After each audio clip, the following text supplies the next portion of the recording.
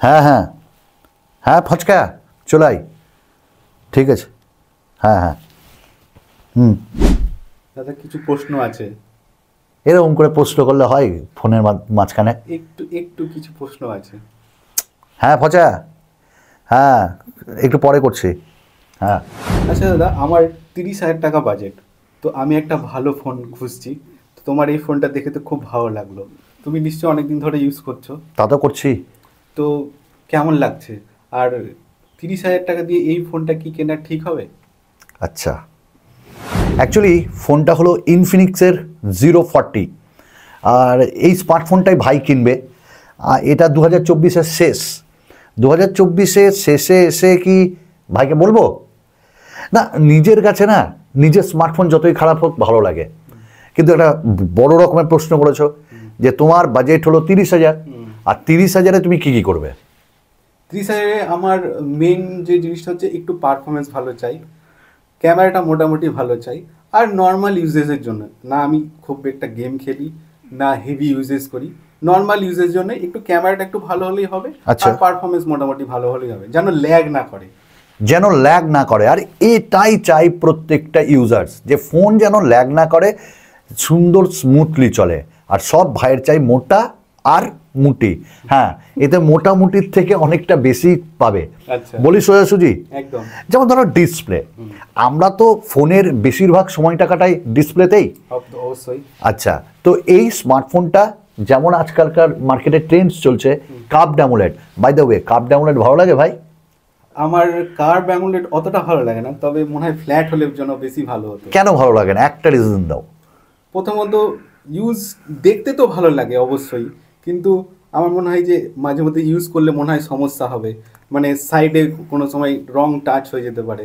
তারপরে ঠিক বলেছে একদম। তারপরে আর একটা মেন প্রবলেম হচ্ছে যে কোনো স্ক্রিন গার্ড পাওয়া যায় না। একদম, এটাও একদম জ্বলন্ত বাস্তব ঘটনা বলেছে। যখনই আমরা ওই কার্ভড অ্যামোলেড নিই, দেখতে তো খুব ভালো লাগে, কিন্তু অ্যাকচুয়ালি রং টাচ হয়ে যাওয়ার বা মিস টাচ হয়ে যাওয়ার একটা প্রবণতা থাকে। আর বাপ রে বাপ, মার্কেট ঘুরলেও কার্ভড অ্যামোলেডের যে প্রোটেক্টর সেটা পাওয়া যায় না, আর পাওয়া গেলেও খুব দামি। তো ভাই দেখো, ডিসপ্লে সুপার, 6.78 ইঞ্চেসের একটা স্ক্রিন আছে, অ্যামোলেড ডিসপ্লে, 144 হার্টসের রিফ্রেশ রেট, আর ইন ডিসপ্লে ফিঙ্গারপ্রিন্ট স্ক্যানার, আর HDR-এরও সাপোর্ট আছে। হিমা, আমি তো পুরো মুখস্থ বলে গেলাম না। অ্যাকচুয়ালি আমি দৈনন্দিন জীবনে ইউজ করেছি। ইউটিউবে কন্টেন্ট বা OTT প্ল্যাটফর্মে কন্টেন্ট দেখো, জবরদস্ত লাগবে। আচ্ছা দাদা, এতে কি কোনো প্রোটেকশন আছে? খুব ভালো প্রশ্ন, এবং জিজ্ঞাসা করলো প্রোটেকশন, এবার আমার রিয়াকশন। কর্নিং গরিলা গ্লাস 5 আছে এতে। এই প্রাইসে? এই প্রাইসে একমাত্র ইনফিনিক্সই দিতে পারে। ওয়াও। এবার নেক্সট তোমার কি চাই? আমার নেক্সট আমি জানতে চাইছি ডিজাইনটা, আমি একটু দেখতে চাইছি। হ্যাঁ। ডিজাইন এমনিতে খুব সুন্দর, দেখে মনে হয় না পুরো একদম প্রিমিয়াম লুক। হ্যাঁ, আর এখানে এই যে কভারটা আছে এটাতে লেদার ফিনিশ আছে, দেখতে দেখতে আরও সুন্দর লাগছে। কার্ভ ডিসপ্লে হওয়ার জন্য সত্যি দেখতে ভালো, একদম কোনো নো ডাউট। তোমার কেমন লাগছে বলো ডিসপ্লে, এই সরি ডিজাইন? আচ্ছা, ডিজাইন তো আমার বেশ ভালোই লাগে। এই জামাটা খুলে দিই, দেখো পুরোটাই গ্লাস কিন্তু পেছনে। ওয়াও, এই প্রাইসে গ্লাস? এই প্রাইসে গ্লাস, কিন্তু যতই বলি গ্লাস ফার্স্ট ক্লাস, কিন্তু ভেঙে গেলেই পড়ে গেলেই শেষ। আর এই যে ফ্রেমটা দেখছো, এই ফ্রেমটারও যে টেকসই সেটা ভালো। সব থেকে ভালো লেগেছে আমার ক্যামেরার মডিউলটা। তোমার কি ভালো লাগেনি ভাই? একদম একদম, মানে দেখে মনে হয় না যে নিউলি লঞ্চ হলো না একদম ভিভো X200 Pro, একদম ওর মতো ক্যামেরা মডিউলটা, এবং ডুয়াল টোন ফিনিশে আসছে। একদম একদম। তো অবভিয়াসলি তোমার পাতলাও, হ্যাঁ ফোনটা তো ইউজ করে দেখো, কোনো অসুবিধাই নাই, এবং বেশ হালকাও আছে, একদম লাইট ওয়েট আছে, আর থিকনেসটাও খুব সুন্দর আছে, মানে অত বেশি থিকনেস নয়, আর মানে খুব হ্যান্ডি হ্যান্ডি হ্যান্ডি। মানে এখন কিছু কিছু ফোন আছে যেমন প্রচন্ড বড় হয়, হাতে ধরতে অসুবিধা হয়, ব্যথা হয়। হ্যাঁ ব্যথা হয়, কিন্তু এটা খুব সুন্দর।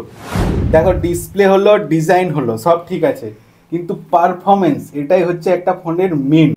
আর আমি মনে করি যদি কোনো ফোনের পারফরমেন্স ঠিকঠাক না থাকে তাহলে সে ফোনই নয়, কারণ আমি তো ইউজই করতে পারবো না। তো এর পারফরমেন্স সম্বন্ধে কিছু তুমি বলো। তাহলে আমি ফেলেই দিব নাকি? তো পারফরমেন্সের জন্য তো মিডিয়াটেক ডায়মেনসিটি 8200 আলট্রা 4nm টেকনোলজির প্রসেসর। আর এর আনতুতু স্কোর কত? প্রায় 9 লাখের উপর। 9 লাখের উপর? মানে গেমিং করো তো, ও তুমি তো আমার গেমিং বেশি করো, নরমাল ইউজেস কোনো কোনো কোনো প্রবলেম হবে না। এবং এডিটিং করতে পারো, একসঙ্গে মাল্টিপল অ্যাপস তুমি চালাও, কোনো প্রবলেম নাই।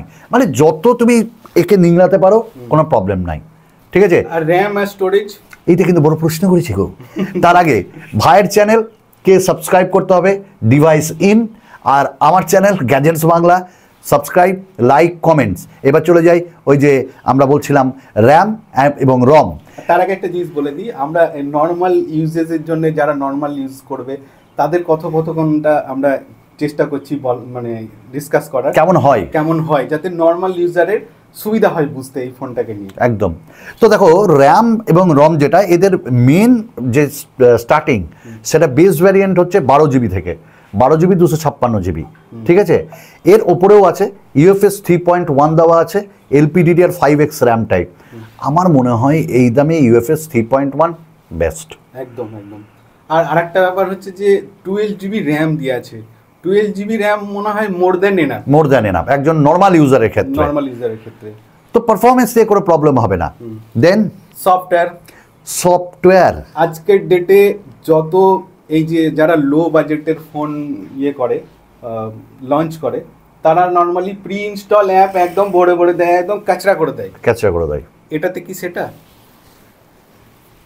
এটাতেও তাই আছে, কিন্তু আনইনস্টল করতে হবে। আর ইনফিনিক্সের যে ওএসটা চিতা, ঠিক আছে, চিতা বিপিতা, এই মানে অতটা আমার ভালো লাগে না, মানে খুব মানে ওপেনলি বললাম কথাটা, ঠিক আছে। মানে ইউআই এক্সপেরিয়েন্স অতটা ভালো না। তবে হ্যাঁ, অ্যান্ড্রয়েড 14 লঞ্চ করেছে, পরপর দুটো তোমাকে মেজর আপডেট দেবে, সিকিউরিটি প্যাচ আপডেট দেবে। তবে হ্যাঁ, আস্তে আস্তে এরা উন্নতি করছে এবং ইন ফিউচার এরা বেটার করবে আমার মনে হয়। আর সফটওয়্যার আপডেট আর আপগ্রেড 2 বছরের আপডেট দেবে। অ্যান্ড্রয়েড 14 লঞ্চ করেছে, 15 and 16 তুমি পাচ্ছই। আর 3 বছরের সিকিউরিটি প্যাচ আপডেট দেবে। আপডেট ঠিকঠাকভাবে দেয় এরা অ্যাটলিস্ট। ওকে, তাহলে সফটওয়্যার নিয়েও সমস্যা নেই কোনো, আর পারফরমেন্স নিয়েও কোনো সমস্যা নাই। এবার সমস্যা হচ্ছে ব্যাটারি ব্যাকআপ। কারণ দেখো পারফরমেন্স ভালো, তাহলে ইউজেস বেশি হবে, ভিডিও অনেক দেখবো, কার্ভ ডিসপ্লে আছে তো ভিউইং অ্যাঙ্গেলটাও ভালো হবে, তার জন্য চাই ব্যাটারি ভালো ব্যাকআপ। ওকে, ব্যাটারি 5000 mAh আছে। এবার 5000 mAh তুমি যদি নন স্টপ ইউজ করো, তোমাকে সন্ধ্যাবেলার দিকে একবার চার্জ দিতে হবে। কারণ দেখো প্রসেসরটাও তো খুব হেভি, 8200 আলট্রা, এবং তার সঙ্গে তোমার ডিসপ্লেও বড়, 144 হার্টস। তো ঠিক আছে, আর যদি তুমি নর্মাল ইউজার হও একদিন চলে যাবে। তবে 45 ওয়াটের ফাস্ট চার্জার, তবে 20 ওয়াটের আমরা এখানটায় ওয়্যারলেস চার্জার পাচ্ছি, যেটা তোমার এই যে কেসে দেখালাম, ঠিক আছে, আপনারাও দেখুন কেসে ওয়্যারলেস। আর 10 ওয়াটের তুমি রিভার্সও করতে পারবে, মানে এখান থেকে আরেকটা ফোনকে তুমি ওই স্পিডে দিতে পারবে। ওয়্যারলেস চার্জ কি নরমালি করা উচিত ফোনে, কি মনে হয়? আমার মনে হয় না, ঠিক আছে, কারণ হিটটা বেশি জেনারেট করে। ওকে, আর দাদা নেটওয়ার্ক অ্যান্ড কানেক্টিভিটি নিয়ে কিছু কথা বলি। যে এখন বাজেট ফোনে অনেক ফোন বেরাচ্ছে যারা শুধু জিওতে চলছে, হ্যাঁ, এয়ারটেলে চলছে না। এর ক্ষেত্রে ওইসব কোনো সমস্যা না, এতে এসএ এবং এনএসএ দুটো টেকনোলজি রয়েছে। এতে 14টা মতন প্রায় 5G ব্যান্ড রয়েছে, VoNR সাপোর্ট করে, ভোল্টি আছে, ওয়াইফাই কলিং আছে। তো এয়ারটেল, জিও, ভিআই যা চলবে চলুক। তার মানে কানেক্টিভিটি নিয়ে কোনো সমস্যা নাই, সমস্ত রকমের কানেক্টিভিটি অপশানই পেয়ে যাচ্ছে। এবার যেটা মেন কোশ্চেন, ক্যামেরা। ওকে, মানে আমার মনে হয় যে 100 ভাগের মধ্যে 70 ভাগ 60 ভাগ বোধহয় ক্যামেরার জন্য স্মার্টফোন কিনে। একদম। কেউ ব্লগার, কেন প্রাইমারি ইউজেস তো কল কমিউনিকেশন, পরে ক্যামেরা আছে। হ্যাঁ, না ক্যামেরা মানে কেউ ব্লগিং করবে, কেউ ডিএসএলআর কিনতে পারছে না, বা কেউ ভিডিও রেকর্ড করবে, তাদের জন্য। তো 108 মেগাপিক্সেলের ক্যামেরা রয়েছে এতে, 50 মেগাপিক্সেল আল্ট্রা ওয়াইড। কোম্পানি বলে আর দিতে পারছে না, হাঁপিয়ে গেছি, 2 মেগাপিক্সেলের ডেপথ, আর সামনে 50 মেগাপিক্সেলের সেলফি। তো ডেপথটা 2 কেন দিল? ইচ্ছা হলো, ওই দুটো সংখ্যার জায়গায় 3টে করে দিতে পারতো। এই দামে পারবে না, ঠিক আছে, তাহলে আমাকেও একটা ব্যান্ড বানাতে হবে। আর ক্যামেরা কোয়ালিটি দেখো, you can't compare with Samsung, ঠিক আছে। ঠিক আছে, এই দামে হ্যাঁ ভালো, তোমাকে ডিটেলিং দেবে, শার্পনেস দেবে, এবং এজ ডিটেকশনগুলোও ভালো। আর ফ্রন্ট ক্যামেরাও 50 মেগাপিক্সেলে ভালো। যেটা ভালো আমার লেগেছে, গিম্বল কাইন্ড অফ তুমি ভিডিও রেকর্ড করতে পারবে, মানে ওআইএস আছে একদম। এবং তার সঙ্গে 4K তুমি 30 FPS 60 FPS এ করতে পারবে, আর ফন্টে 4K 60 FPS অ্যান্ড 30 FPS এও করতে পারবে।